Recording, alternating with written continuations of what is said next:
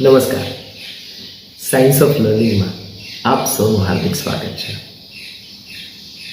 શિક્ષણના ક્ષેત્રમાં કામ કરતા સૌ, એમાં વાલી પણ આવી જાય, વિદ્યાર્થી પણ આવી જાય, શિક્ષક પણ આવી જાય, આચાર્ય પણ આવી જાય, ટ્રસ્ટી મંડળ, સંચાલક, સરકાર અને વ્યાપક સમાજ પણ આવી જાય.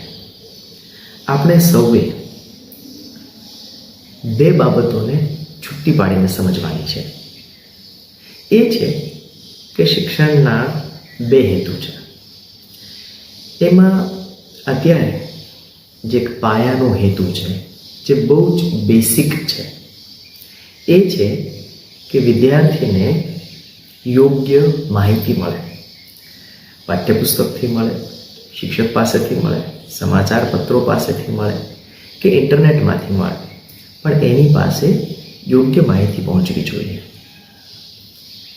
બીજું છે, એ માહિતીનું જ્ઞાનમાં રૂપાંતરણ થવું જોઈએ.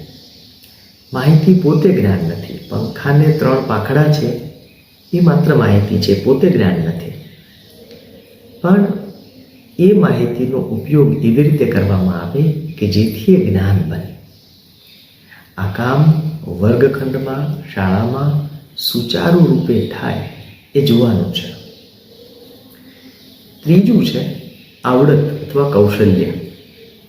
વિદ્યાર્થી માહિતી જ્ઞાનનો ઉપયોગ કરીને પોતાના ક્ષેત્રમાં નિપુણ બને એ માટે થઈને શાળાએ એવી વ્યવસ્થા કરવાની છે કે જેમાં એના રસના વિષયના ક્ષેત્રમાં એને મહાવરો એટલે કે પ્રેક્ટિસ કરવાની મોકળાશ મળે, એવો સમય મળે. આ જે થયું ત્રણેય વસ્તુ, એ વિદ્યાર્થીના જીવનમાં રોજગારલક્ષી કેળવણીનો બેસિક ખ્યાલ છે, આ એનો પાયો છે. પણ આનાથી જ જીવાતું નથી.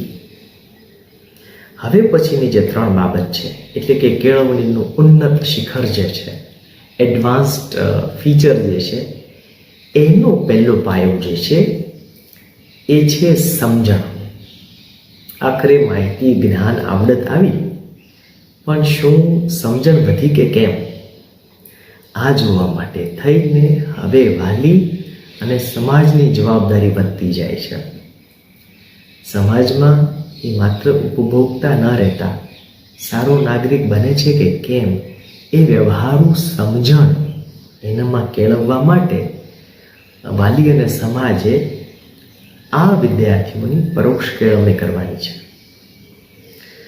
સમજણ આવશે તો પછીના પગથિયા પર એને જવાનું સહેલું બનશે. એ પગથિયું એટલે આંતરસૂઝ, જેને આપણે ઇન્સાઇટ કહીએ છીએ. જ્યારે માણસના જીવનમાં વ્યક્તિગત અને વ્યવસાયિક બંનેમાં પ્રશ્નો આવે છે, સમસ્યાઓ આવે છે, કોયડાઓ આવે છે, એનો ઉકેલ કરવા માટે આ આંતરસૂઝની જરૂર પડે છે. આ આંતરસૂઝ કેળવવા માટે પણ વિદ્યાર્થીઓને પ્રત્યક્ષ સમાજમાં જોડવા પડશે.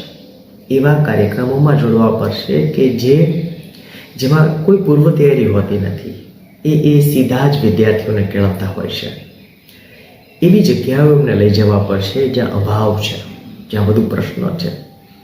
આ પ્રત્યક્ષ તાલીમથી એમનામાં સૂઝ કેળવાશે. અને છેલ્લું, સૌથી ઉન્નત, એ છે એની ચેતનાનો વિકાસ. એ છે એની આત્મજાગૃતિ. એની પાસે નોકરી હશે, ધંધો હશે, એ સરસ રીતે પૈસા કમાતા હશે, એની પદ પ્રતિષ્ઠા વધશે. આ બધું કરતાં કરતાં શું એની ચેતના વિકસે છે? એ જોવાનું કામ પણ શાળા, વાલી અને સમાજનું છે. શાળામાં એવી અનેક પ્રવૃત્તિઓ હોવી જોઈએ કે જેમાં એની ચેતનાનો વિકાસ થાય. અને એ માટે શાળામાં કલા, વિવિધ પ્રકારની કલા, એના માટેનો સમય અપાવવો જોઈએ. સમાજમાં પણ અધ્યાત્મલક્ષી કાર્યક્રમોમાં, ચેતનાલક્ષી કાર્યક્રમોમાં વિદ્યાર્થીઓ જોડાય, યુવાનો જોડાય એવું ગોઠવાશે તો શિક્ષણ મેળવીને, ડિગ્રી મેળવીને, કૌશલ્ય મેળવીને, જ્ઞાન મેળવીને જે વિદ્યાર્થીઓ સફળ થશે એનામાં મદ નહીં હોય, એનામાં અહંકાર નહીં હોય. આવું બનશે ત્યારે વિદ્યાલયો ચેતનાલયો બનશે. મને એમ લાગે છે કે આપણે સૌએ હવે સાથે મળીને વિદ્યાલયોને ચેતનાલયો બનાવવાની પ્રામાણિક અને સામૂહિક કોશિશ કરવી જોઈએ. મને આશા છે આજની આ વાત આપને ગમી હશે. મળીએ છીએ સાયન્સ ઓફ લર્નિંગના આવતા એપિસોડમાં. Thank you so much.